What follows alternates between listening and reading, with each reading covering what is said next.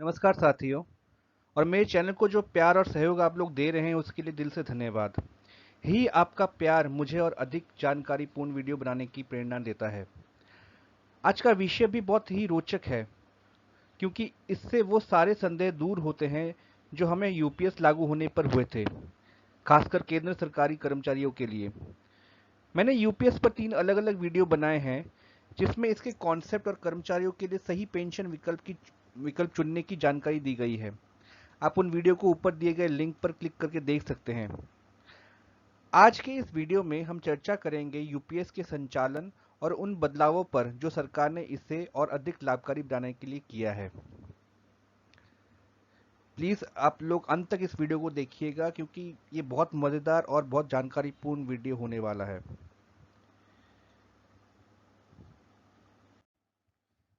मैंने यूपीएस पर कई विस्तृत वीडियो बनाए हैं। खासकर एमसीक्यू वाले वीडियो में मैंने यूपीएस की पूरी गैजेट अधिसूचना को सवाल जवाब और उदाहरणों के माध्यम से समझाया है।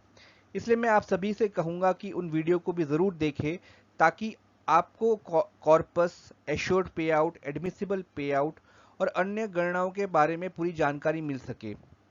आप लिंक ऊपर से देख सकते हैं और मैंने डिस्क्रिप्शन बॉक्स में भी लिंक दिए हैं। आपसे निवेदन है कि इन वीडियो को अभी लाइक करें और ज़्यादा से ज़्यादा शेयर करें, क्योंकि इन वीडियो को बनाने के लिए मुझे सरकारी अधिसूचना और नियमों को पढ़ना और संक्षेप में लाना पड़ता है, ताकि आपको रियल टाइम जानकारी और ज्ञान मिल सके। आपका लाइक और शेयर ही मेरी मेहनत की सच्ची पहचान है। चलिए साथियों, फिर हम लोग शुरू करते हैं। रिटायरमेंट और superannuation and voluntary retirement. UPS framework के अंतर्गत सुपर एन्युएशन का अर्थ है 60 वर्ष की आयु या स्वीकृत बढ़ी हुई सेवा अवधि पर सेवानिवृत्ति। इस समय सब्सक्राइबर को पीएफआरडी के यूपीएस ऑपरेशनलाइजेशन रेगुलेशन 2025 के तहत परिभाषित लाभ प्राप्त होते हैं। स्वैच्छिक सेवानिवृत्ति यानी वीआरएस वॉलंटरी रिटायरमेंट 20 वर्ष की नियमित सेवा पूरी करने के बाद 3 महीने का नोटिस देकर ली जा सकती है। नोटिस को घटाया जा सकता है यदि इससे प्रशासनिक असुविधा न हो। एक बार विकल्प चुनने के बाद नोटिस वापसी के लिए प्राधिकरण की स्वीकृति आवश्यक है। इसमें महत्वपूर्ण यह है कि 25 वर्ष की सेवा से पहले वीआरएस, उसमें आपको जो एश्योर्ड पे आउट होगा वो प्रोराटा बेसिस पे होगा। 25 वर्ष की सेवा के बाद आपको पूर्ण एश्योर्ड पे आउट होगा। उदाहरण के तौर पर श्री कुमार 60 वर्ष पर 30 वर्ष की सेवा के बाद सुपर एन्युएशन पर रिटायर हुए, तो उन्हें पूर्ण यूपीएस का लाभ मिलेगा। सुश्री रेणु 22 वर्ष पर वीआरएस लेके रिटायर हो गई, तो उन्हें केवल प्रोराटा बेसिस पर एश्योर्ड पे आउट प्राप्त हो जाएगा। श्री अजय 27 वर्ष पर वीआरएस लेकर सर्विस आउट हो जाते हैं, तो उन्हें पूर्ण एश्योर्ड पे आउट प्राप्त होगा। इसी में पहले था कि जो यूपीएस के अंतर्गत जितने लोगों ने वो एनरोल किया है, उन लोगों को पहले ये सुविधा नहीं थी कि वीआरएस अगर आपने ले लिया 25 साल के बाद, तो आपको एश्योर्ड पे आउट जो आपका पेंशन है वो आपको 60 साल की उम्र प्राप्ति के बाद ही आपको मिलता। लेकिन अभी जो सरकार ये जो नियम लाई है या फिर नोटिफिकेशन लाई है 2 सितंबर में, इसमें आपको 25 वर्ष से पहले अगर आप नौकरी छोड़ रहे हैं तो आपको प्रोराटा बेसिस पे पे आउट मिलेगा, एश्योर्ड पे आउट। और 25 वर्ष के सेवा के बाद तुरंत बाद ही आपको पूर्ण एश्योर्ड पे आउट, मतलब पूरा जो पे आउट आपका बनना चाहिए वो आपको मिलेगा, जैसा कि आपको 60 साल में भी मिलता अगर आप सुपरएन्युएशन वाले में जॉब आप सुपरएन्युएशन वाले रिटायरमेंट में आप जाते तो। रेजिग्नेशन के क्या रूल्स हैं? त्यागपत्र सामान्यतः अश्योर्ड पे आउट को निरस्त कर देता है। केवल लमसम कॉर्पस 90 दिनों के बाद दिया जाता है। निरस्त मतलब यहाँ पे फोरफिट को बताया जा रहा है कि अगर आप रेजिग्नेशन देते हैं तो एश्योर्ड पे आउट को पूरी तरह से फोरफिट कर दिया जाता है कि आपको कोई एश्योर्ड पे आउट नहीं मिलेगा, खाली आपको लमसम मिलेगा, वो भी 90 दिनों के बाद मिलेगा। यदि सब्सक्राइबर इस अवधि में मर जाता है तो भुगतान पति या फिर पत्नी या उत्तराधिकारी को मिलता है। इसके एक्सेप्शंस क्या है? यदि अन्य केंद्र सरकारी नौकरी ज्वाइन करते हैं तो यूपीएस उसी प्रांत के साथ जारी किए जाएंगे, मतलब ये कंटिन्यू रहेगा। यदि राज्य सरकार या पीएसयू में शामिल होते हैं और अगर 10 वर्ष से कम की सेवा है, राज्य सरकार, अगर आपने जो पिछली आपकी सेवा थी वो 10 वर्ष से कम थी तो आपको लमसम मिल जाएगा। यदि आपको आपकी जो सेवा, पिछली सेवा जो थी वो 10 वर्ष से ज़्यादा अधिक थी तो आपको एश्योर्ड पे आउट सुपरएनुशन जैसा मिलेगा, जो कि मिनिमम पेंशन गारंटेड रहता था यूपीएस में। उसी हिसाब से आपको पिछली सेवा के लिए मिल जाएगा, आपको पे आउट। उदाहरण के तौर पर श्री रवि 15 वर्ष के बाद पीएसओ में शामिल होते हैं तो उन्हें एश्योर्ड पे आउट मिलेगा। सुश्री नेहा 8 वर्ष सेवा के बाद निजी नौकरी पर लग जाती है तो उन्हें केवल लमसम जो उनका पेमेंट था वही मिलेगा, उनको प्राप्त होगा। Death, invalidation and special retirement. UPS CCS pension नियमों के समान पारिवारिक सुरक्षा सुनिश्चित करता है। यदि पत्नी प्रथम दावेदार है, उनकी अनुपस्थिति में वैधानिक उत्तराधिकारी हकदार है। यानी जो पिछला यूपीएस का गैजेट नोटिफिकेशन निकला था उसमें यही क्लियर हो रहा था कि यूपीएस में अगर जो सब्सक्राइबर है उनका देहांत हो जाता है तो उनकी जो लीगली वेलिड स्पाउस है उनको पूरा पेंशन मिल जाएगा। लेकिन अगर वो भी नहीं है तो वो पूरी तरह से फोरफिट हो जाता यूपीएस पिछले गैजेट नोटिफिकेशन के हिसाब से। परंतु अभी सरकार ने यहाँ पे इसको सीसीएस पेंशन रूल्स के अंतर्गत इसकी सेवाएं प्रदान करने का वादा किया है। तो इसमें आपको आपकी अगर पत्नी है, आपके देहांत के बाद अगर पत्नी है तो आप उनको, वो पहली क्लेमेनेंट होंगी, उनको पहला वो दावेदार होंगी। अगर वो नहीं है, अगर उनके एब्सेंस के में उनके जो लीगल हेयर है, आपने जो लीगल हेयर बना के रखे हैं उनको भी वो हकदार होंगे। जो इनवैलिडेशन है, अगर स्वास्थ्य कारणों से सेवा से जो डिस्चार्ज हो जाते हैं, वो ये सुनिश्चित करता है कि कर्मचारी की आय सुरक्षा के बिना न रहे। तो इनवैलिडेशन में इनवैलिड पेंशन मिला जाता है। तो अगर वो इनवैलिडेशन किसी हेल्थ रीजन के वजह से उनका डिस्चार्ज हुआ है तो उनको अश्योर्ड पे आउट मिलना निश्चित कराती है सरकार। तो इसमें इनकम सिक्योरिटी बिल्कुल है, इनवैलिड पेंशन के नज़रिए से भी, केस में भी आपको एश्योर्ड पे आउट मिलेगा, पेंशन मिलेगा। FR 56J या डीओपीटी का जो विशेष सेवानिवृत्त वाले कर्मचारी हैं, मतलब जो स्पेशल वॉलंटरी रिटायरमेंट वाले जो केसेस हैं, उनको भी यूपीएस लाभों के अलावा एक्स ग्रेशिया भुगतान भी मिलेंगे। इसमें एग्जाम्पल्स के तौर पर क्या देखा जा सकता है कि जो श्री अर्जुन की सेवा में 45 वर्ष पर मृत्यु हो जाती है, उनकी पत्नी को पारिवारिक पेंशन मिलती है न्यूनतम अंतिम वेतन का 30%, जो कि यूपीएस में ऑलरेडी है कि 30% पेमेंट आपको पेंशन का लास्ट पे का मिलेगा यूपीएस में, एश्योर्ड पे आउट का, सॉरी एडमिसिबल पे आउट का। मिस कविता इज इनवैलिडेटेड, मतलब सुश्री कविता 18 वर्ष की सेवा पर इनवैलिड उनको माना गया है तो उन्हें इनवैलिड पेंशन प्राप्त होगा। श्री शर्मा अधिशेष घोषित किए गए हैं, मतलब सरप्लस डिक्लेयर किए गए हैं, उन्हें दोनों मिलेंगे। एक्स ग्रेशिया भी मिलेगा जो कि स्पेशल वीआरएस के अनुसार है, प्लस यूपीएस के से भी एश्योर्ड बेनिफिट मिलेंगे। ये सरप्लस वाली जो बातें हैं, इसमें जो अगर अगर किसी की पोस्ट एबॉलिश होते हो जाते ड्यू टू सरप्लस वैकेंसीज, तो उसमें क्या होता है कि सर एम्प्लॉय को अगर उनको निकालना पड़ता है तो उनको एक पेंशन मिलता है, एक कैशियर पेमेंट मिलता है, और उसके साथ पेंशन भी मिलता है सांत्वना के लिए, कॉन्सोलेशन के लिए। तो वही चीज इसमें यूपीएस के अंतर्गत भी लाई गई है। सीसीएस पेंशन रूल्स को यूपीएस के अंदर भी यूपीएस को सीसीएस पेंशन रूल्स के अंदर भी लाया गया है। तो इसमें एम्प्लॉय को अगर सरप्लस वैकेंसी सरप्लस होने की वजह से निकाला जाता है, तो उनको एक कैशियर पेमेंट प्लस यूपीएस का जो अश्योर्ड पेमेंट पेंशन है, जो बेनिफिट्स है, वो भी मिलेंगे। टैक्स ट्रीटमेंट जो यूपीएस में पहले क्लियर नहीं थे, वो अभी एक सीबीडीटी का ओएम निकला है जुलाई 25 में, उसके हिसाब से उन्होंने ये निम्नलिखित चीज़ें कही हैं कि यूपीएस के तहत जो टैक्स का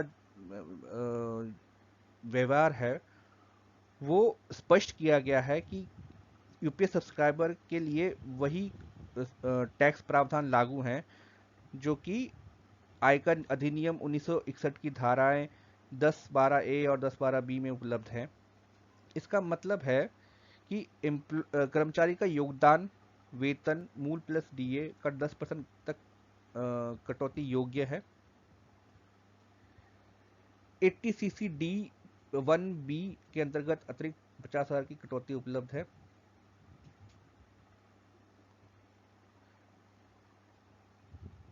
एडिशनल 50,000 डिडक्शन भी अवेलेबल है आपके 80 सीसी डी 1 बी के अंतर्गत। एम्प्लॉयर कंट्रीब्यूशन अप टू 14%, ये 14% एक्चुअली 10% है, वो एग्जेम्प्टेड है। लमसम की जो विड्रॉल है एट एग्जिट, वो भी टैक्स फ्री किया गया है। जो जैसा कि एनपीएस में था, सेम टू सेम इसको यूपीएस में लाया गया है कि जो 60% जो हम लोग विड्रॉल करते हैं at the time of our retirement, वो पूरी तरह से टैक्स फ्री है। और उसमें जो जो बेनिफिट्स थी एनपीएस में कि 50,000 डिडक्शन है टीसीसीडी के अंदर, और 10% जो 14% जो एनपीएस में था, 10% जो यूपीएस में है, वो भी टोटली एग्जेम्प्टेड है टैक्स स्लैब से।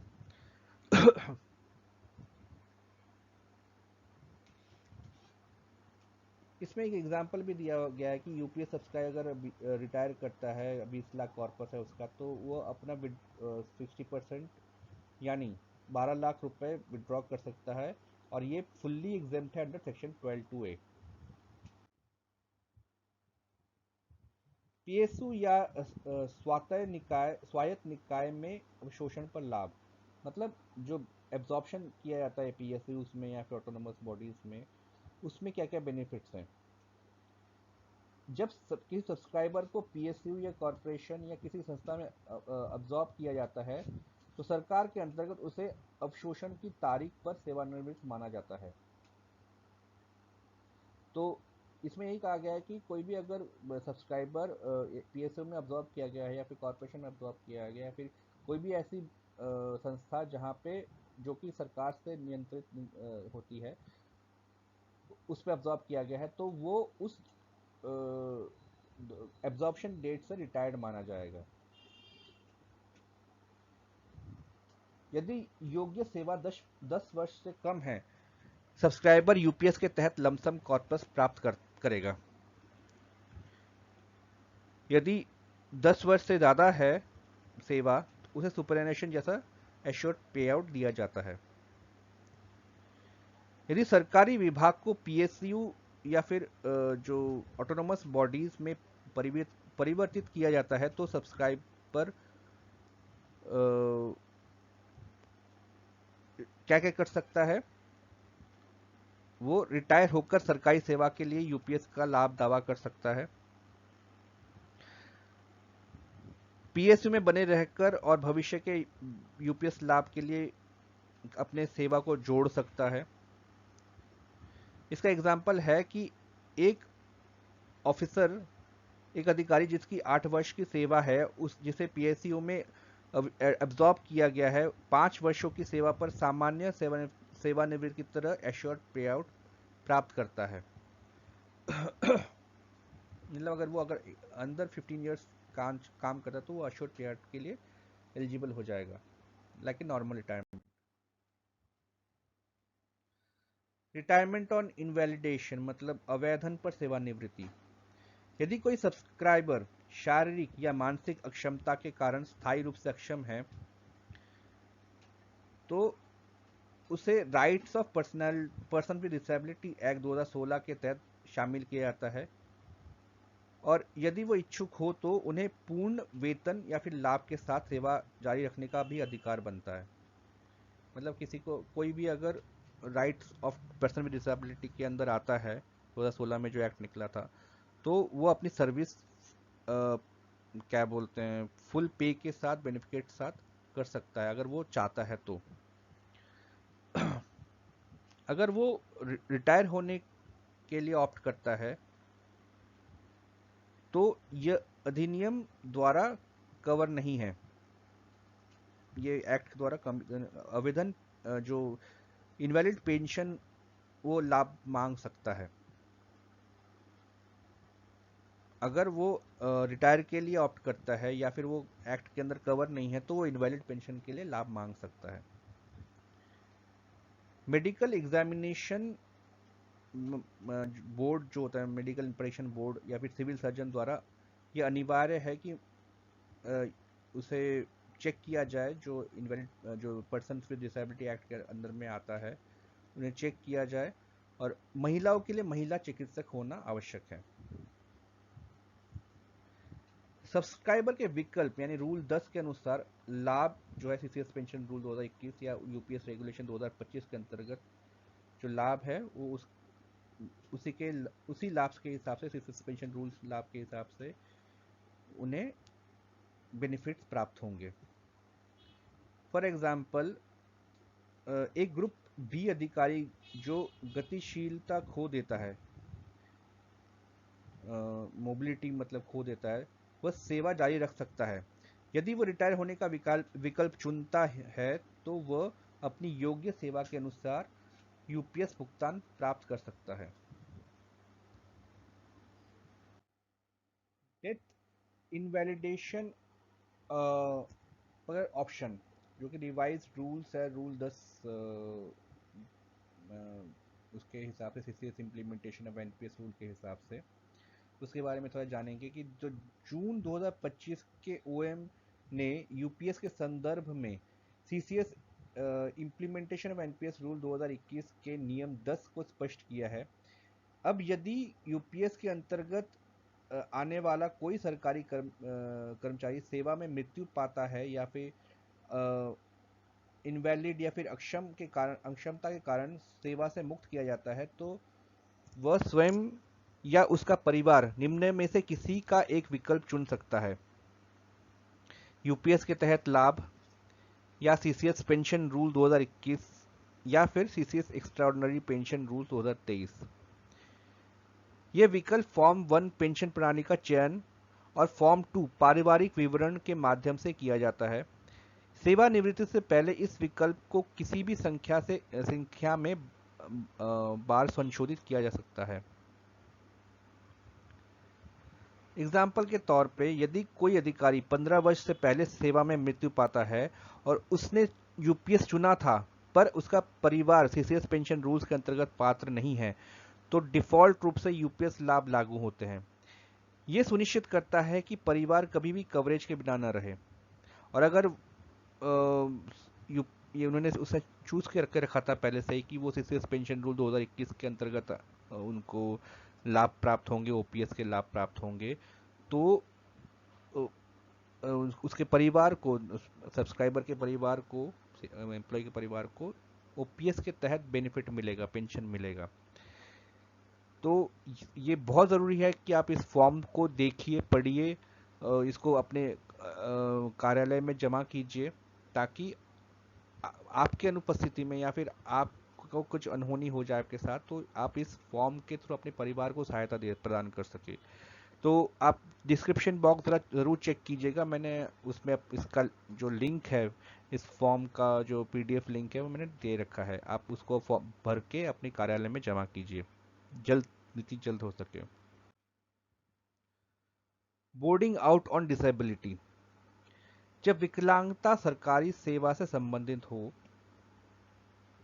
तो यदि सब्सक्राइबर ने सीसीएस एक्स्ट्राऑर्डिनरी पेंशन रूल्स का विकल्प चुना है या फिर डिफॉल्ट हुआ है तो सरकारी योगदान सरकार के पास वापस चला जाता है और जो शेष राशि जो लमसम भुगतान के रूप में दी जाती है। तो अगर कोई सब्सक्राइबर, जैसे मैंने कहा आपको कि वो पिछले वाले पार्ट में मैंने कहा था कि अगर सब्सक्राइबर चूज करता है कि ऑप्शन फॉर्म 1 और ऑप्शन फॉर्म 2 रूल 10 के अंतर्गत जो सीसीएस पेंशन रूल है उसके अंतर्गत भरता है तो उसके जो अनुपस्थिति में, एब्सेंस में, उसके परिवार को ओपीएस के तहत बेनिफिट मिलते हैं। तो उस टाइम पे आपका कैसे आपका इस चीज़ को रेगुलेट किया जाएगा कि जो जो भी subscriber CCS extraordinary pension rule के तहत अपना ऑप्शन भरता है तो जिसमें डिसेबिलिटी पेंशन दिया जाता है, तो उस वक्त यूपीएस का जो कॉर्पस होता है वो पूरा कॉर्पस को क्लोज कर दिया जाता है और जो गवर्नमेंट कंट्रीब्यूशन है वो गवर्नमेंट के पास चला जाता है और जो बैलेंस पैसा बचता है कॉर्पस का उसे लमसम के रूप में प्रदान कर दिया जाता है एम्प्लॉय के परिवार को।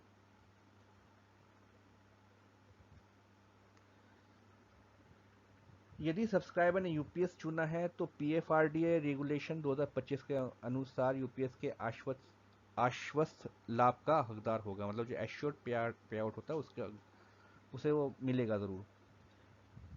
यह सुनिश्चित करता है कि चाहे विकलांगता सेवा संबंधी हो या अन्यथा निष्पक्ष व्यवहार होना चाहिए। उदाहरण के तौर पर एक रक्षा सिविल कर्मचारी में सिविलियन स्टाफ जो है सेवा के दौरान घायल होकर बोर्ड आउट किया जाता है। यूपीएस के तहत भुगतान जमा कॉर्पस और आश्वस्त टॉपअप के आधार पर किया जाएगा। तो मतलब उसे डिसेबिलिटी पेंशन प्लस ग्रेचुइटी तो मिलेगा ही, प्लस उसको यूपीएस के अंदर जो पे आउट है, जो अगर वो उसका एश्योर्ड पे आउट बन रहा है, एडमिसल पे आउट बन रहा है, उसके एक्यूमुलेटेड कॉर्पस के आधार पर प्लस एश्योर्ड पे आउट जो पेंशन बनता है आपका लास्ट 12 महीने का जो 50% एवरेज निकाल के बनता है वो आपको प्राप्त होगा। आपको अगर जो प्रॉपर कैलकुलेशन है एश्योर्ड पे आउट, एडमिसल पे आउट के बारे में अगर आपको जानना है तो आप मेरा प्लीज़ ये वीडियो देखिए। मैंने बहुत अच्छी तरह से डिटेल में समझा के रखा हुआ है। मैंने इसका लिंक जो ऊपर आ रहा है मैं इस पर समझा के रखा हुआ है, आप प्लीज़ उस वीडियो को देखिए जाके। सब्सक्राइबर की मृत्यु होने पर उसके फैमिली को क्या क्या एंटाइटलमेंट होंगे। यदि मामला सीसीएस पेंशन या फिर एक्स्ट्राऑर्डिनरी पेंशन रूल्स के अंतर्गत आता है तो परिवार को नियमों के अनुसार परिवार पेंशन यानी फैमिली पेंशन देय होगी। कभी कभी सरकारी योगदान सरकार को लौट सकता है या फिर शेष कॉर्पस परिवार को एक मुश्त लमसम दिया जा सकता है। अगर यूपीएस के अंतर्गत है सब्सक्राइबर तो मंत्रालय द्वारा हर 6 महीने में अनिवार्य निगरानी होगी और उसको एश्योर्ड पे आउट जरूर मिलेगा।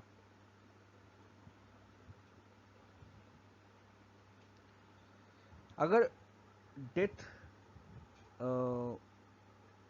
सरकारी सेवा के दौरान होती है तो एक्स्ट्राऑर्डिनरी पेंशन रूल 2023 के अंतर्गत उसे बेनिफिट्स मिलेंगे जो कि हायर फैमिली पेंशन है। इसमें यूपीएस में 30% पेंशन मिलता है।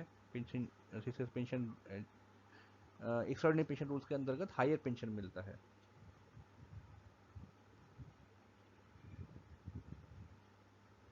एग्जाम्पल के तौर पर एक यूपीएस सब्सक्राइबर की मृत्यु हो जाती है सर्विस के दौरान, उसकी वाइफ को यूपीएस पे आउट के अंतर्गत पेंशन प्राप्त होता है। अगर वो सर्विस रिलेटेड होता है, अगर वो मतलब सेवा रिलेटेड कोई मृत्यु होती है, मतलब अगर ऑफिशियल ड्यूटी के टाइम अगर कोई मृत्यु हो रही है तो फैमिली को extra pension CCS extra pension के अंतर्गत पेंशन प्राप्त होगा जो कि ज़्यादा है, जो तो कि स्ट्रॉन्ग प्रोटेक्शन देता है सब्सक्राइबर की फैमिली को। कंपलसरी रिटायरमेंट के टाइम पे अनिवार्य जो सेवानिवृत्ति दी जाती है, तो उस टाइम पे यूपीएस का क्या प्रभाव पड़ता है कि यूपीएस कंपलसरी जो रिटायरमेंट होता है यूपीएस के अंतर्गत, वो नॉर्मल रिटायरमेंट से अलग उसका ट्रीटमेंट होता है। एक सरकारी कर्मचारी जो कि जिसको कंपलसरी रिटायर किया गया है, एक पेनल्टी के हिसाब से, मतलब एक कुछ डिसिप्लिनरी प्रोसीडिंग के बाद जो पेनल्टी होती है उसके हिसाब से उसको अगर सेवानिवृत्त किया गया है, तो वो अपने पेंशन राइट्स नहीं खो देता। जो उसके जो पेंशन का अधिकार है वो नहीं खोता है वो उसमें। तो उसके बदले उसे रिड्यूस्ड एश्योर्ड पे आउट, मतलब रिड्यूस पेंशन मिलता है। जो कंपिटेंट अथॉरिटी है वो उसके पे आउट को 2/3 या फिर फुल बेनिफिट के रूप से फिक्स कर सकती है उसके इंडिविजुअल कॉर्पस में से। जो उसका इंडिविजुअल कॉर्पस रेडी हो रहा है उसमें से वो 2/3 या फुल बेनिफिट के रूप से कंपिटेंट अथॉरिटी फिक्स कर सकती है उसका पे आउट, उसका पेंशन। लेकिन उसका पेंशन, मिनिमम एश्योर्ड पेंशन जो कि है 10 साल का जो पेंशन बनता है, उस मिनिमम एश्योर्ड पेंशन से कम नहीं होना चाहिए, तो जो कि एक बेसिक प्रोटेक्शन दे रहा है। उदाहरण के तौर पर यदि किसी कॉर्पस से 30,000 मासिक आश्वस्त भुगतान संभव है, तो अनिवार्य रूप से सेवानिवृत्त अधिकारी को 2/3 के अनुपात में 20,000 दिया जा सकता है। इस मामले में यूपीएससी की कंसल्टेशन अनिवार्य है। अगर फुल बेनिफिट से कम कुछ सैंक्शन किया जाता है तो ये जो प्रोविजन है वो एक बैलेंस स्थापित करता है। अगर कोई डिसिप्लिनरी पेनल्टी लगाई गई है तो, मतलब डिसिप्लिनरी पेनल्टी के बाद ही तो कंपल्सरी रिटायरमेंट दिया जाता है। तो उस टाइम पे अगर कोई डिसिप्लिनरी पेनल्टी लगाई गई है और उसमें जो पेंशन बन रहा है, उस उस दौरान यूपीएससी कंसल्टेशन अनिवार्य बन जाता है, ताकि जो पेंशनर है, जो व्यक्ति निकल रहा है, जो एम्प्लॉय निकल रहा है, उसको कोई नुकसान ना हो, फाइनेंशियल नुकसान ना हो और फाइनेंशियल सिक्योरिटी बने रहे। ये रूल ग्रेचुइटी प्रोविजंस, जो payment of gratuity under NPS rule है 2021, उसके साथ चलता है। मतलब वो भी मिलेगा, वो ग्रेचुइटी भी मिलेगा।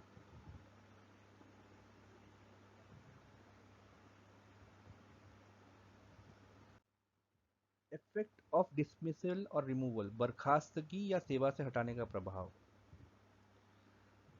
बर्खास्तगी या फिर हटाने का परिणाम सबसे कठोर होता है। पेंशन संबंधी कुछ अधिकार कट सकते हैं, पर यूपीएस में व्यक्तिगत जमा कॉर्पस आमतौर पर सुरक्षित रहता है। मतलब जो ओल्ड पेंशन रूल्स है उसमें जो पेंशन के जो रूल्स थे एनपीएस के राइट टाइम पे या फिर जो भी है, उसमें पहले क्या था, पेंशन पूरा पूरा फोरफिट हो जाता था अगर डिसमिस किया गया या रिमूव किया गया। लेकिन यूपीएस में एटलीस्ट इंडिविजुअल कॉर्पस का जो है उसको प्रोटेक्ट किया जाता है। जो एकत्रित पेंशन संपत्ति है, इंक्लूडेड पेंशन वेल्थ है, उसको एक मुश्त लमसम भुगतान के रूप में कर्मचारी को दिया जा सकता है, या मृत्यु की स्थिति में वैध जीवन साथी, जो लीगली वेड स्पाउस है, या फिर उत्तराधिकारियों को दिया जाता है। उदाहरण के तौर पर यदि कोई कर्मचारी 15 वर्ष की सेवा के बाद बर्खास्त हुआ, उसे मासिक आश्वस्त भुगतान से वंचित किया जा सकता है, पर जमा कॉर्पस सीधे उसे या उसके उत्तराधिकारियों को दिया जा सकता है। तो बेसिकली ओल्ड पेंशन जो रूल्स है उसमें कुछ भी नहीं मिलता था, सब कुछ फोरफिट हो जाता था अगर वो किसी एम्प्लॉय को डिसमिस या रिमूव किया जाता है तो। लेकिन इसमें यूपीएस में एटलीस्ट इंडिविजुअल कॉर्पस का जो सेविंग्स है वो उसकी फैमिली को प्राप्त होगा, ये प्रोटेक्ट करता है यूपीएस। ये जो इसमें जो प्रावधान है, ये प्रावधान एक्चुअली मिसकंडक्ट को भी जब जिसमें अगर पेनलाइज्ड हुए हैं उसको भी वो प्रोटेक्ट करता है, कि उसके जो राइट्स है, पेंशन के राइट्स है, पेंशन के तो राइट्स एक्चुअली फॉरफिट हो गए, लेकिन जो उसके जो सेविंग्स है, उतने इतने साल काम किया है, सर्विस दी है, वो कहीं ना जाए, वो उसकी सिक्योरिटी रहे। जांच या न्यायिक कार्रवाई अगर पेंडिंग होती है तो उस टाइम पे कैसे अफेक्ट होते हैं?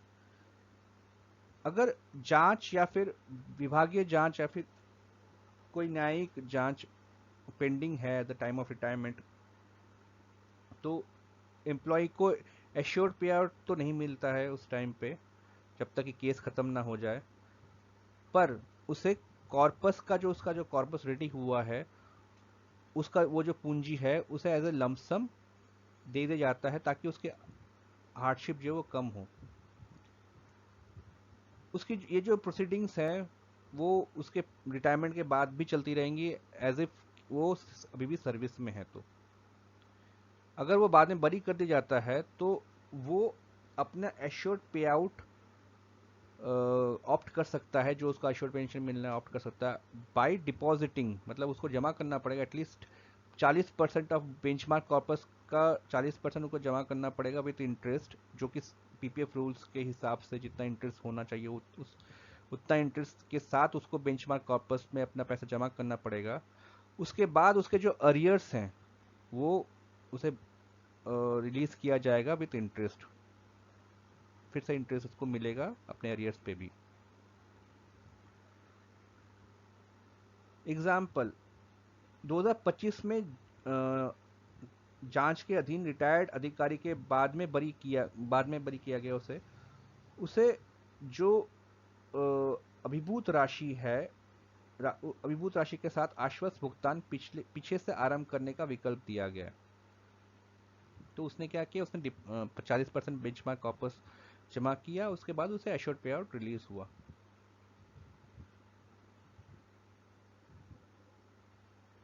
ऐसे जो रिटायरीज होते हैं उनके जो स्पाउसेस हैं उनको भी सिमिलर राइट्स दिए जाते हैं। एक्चुअली ये अकाउंटेबिलिटी और फाइनेंशियल सपोर्ट को इंश्योर करता है किसी भी कर्मचारी के लिए। स्पाउस को किसी मर्डर चार्ज के टाइम पे उसे रोका जाता है। अगर कोई मर्डर चार्ज है तो उस केस में स्पाउस को जो बेनिफिट्स है उसे रोका जाता है। बहुत ही रेयर होता है बट ये बहुत सीरियस केस होते हैं अगर कोई स्पाउस अक्यूज्ड है मर्डर के लिए और या फिर अबेट करने, मतलब जो जानबूझकर मर्डर का कोई ऐसा केस है उसमें अगर कोई स्पाउस इन्वॉल्व है तो उस टाइम पे जो फैमिली पेंशन है वो सस्पेंड कर दिया जाता है जब तक कि उसका ट्रायल ख़त्म नहीं हो जाता, उस केस का ट्रायल ख़त्म नहीं हो जाता है। अगर कन्विक्ट पाया गया स्पाउस को तो स्पाउस को परमानेंटली उसको निष्कासित या बाहर कर दिया जाता है फैमिली पेंशन से, और उसका जो कॉर्पस वेल्थ है वो जो उसके उत्तराधिकारी हैं उन तक चला जाता है उनको चला जाता है। अगर बरी कर दिया जाता है तो फैमिली पे आउट जो पेंशन बनता है उसे फिर से वापस रिस्टोर कर दिया जाता है with arrears plus interest eight PPF rates.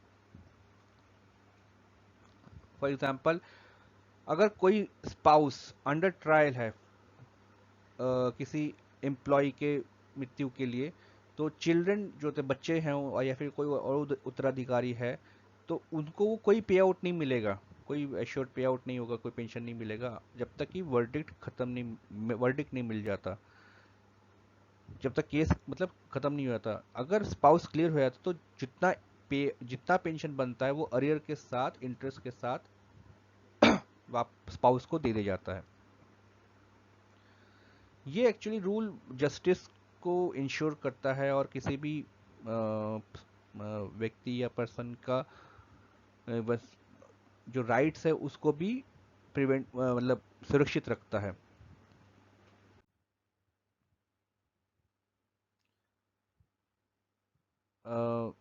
स्ट्रिक्टेड oversight mechanism, जो पहले क्या था, पहले वाले यूपीएस गैजेट नोटिफिकेशन में इतना ज़्यादा जो मेकन वो था कि कितना पेंशन बन रहा है, कितना कॉर्पस में कंट्रीब्यूशन जा रहा है, ये सब चेक करने का इतना प्रावधान नहीं था, इवन एनपीएस पे भी नहीं है।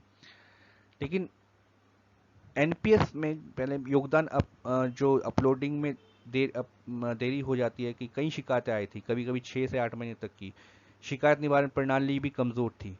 लेकिन यूपीएस में 2025 का जो यूपीएस आया उसमें मंत्रालयों द्वारा अनिवार्य 6 मासिक मॉनिटरिंग मैंडेटरी कर दिया गया है। क्रेडिट में देरी होने पर डीओपीटी या फिर फाइनेंस को रिपोर्ट दिया जाता है, या फिर उनसे रिपोर्ट लिया जाता है। और जो जिम्मेदार अधिकारी होते हैं इनके लिए, जो रिस्पॉन्सिबल होते हैं, उनके विरुद्ध अनुशासनात्मक कार्रवाई संभव है। एग्जाम्पल के तौर पे पहले मिसिंग योगदान रुके रहने पर राघव को 4 महीने तक भुगतान नहीं दिखा। यूपीएस के तहत मंत्रालय को रियल टाइम मॉनिटरिंग करके ऐसी समस्या तुरंत ठीक करनी होगी। साथियों, ये मेरा जो वीडियो है इसको ज़रूर शेयर कीजिए दोस्तों के, अपने दोस्तों के साथ शेयर कीजिए, लाइक कीजिए, क्योंकि बहुत ही मतलब इंफॉर्मेटिव वीडियो था। आपको ज़रूर पसंद आएगा। और आपको अगर इसके एमसीक्यूज़ चाहिए तो मेरे को प्लीज़ बताइए, मैं इसके एमसीक्यूज़ भी बनाऊंगा। थैंक यू साथियों।